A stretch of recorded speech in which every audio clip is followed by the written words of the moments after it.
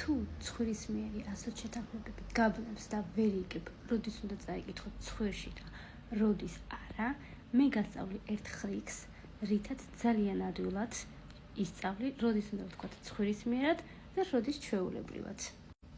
მე ვარ სალომე და დამწყებებს ვეხმარები ფრანგულის სწავლაში.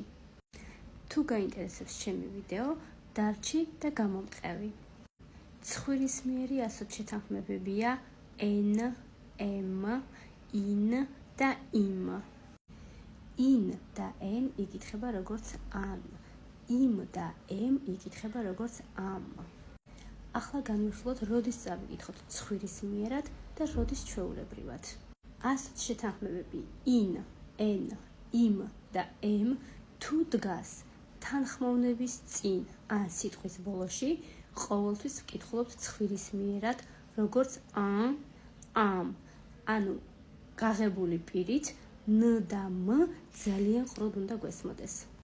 თუ ეს ასოც შეთანხმებები დგას ხმოვნების წინ, ჩვეულებრივად როგორც წერია in, im, n და im იკითხება. სხვა საინტერესო ხრიკებისთვის გამომიწერეთ. დროებით.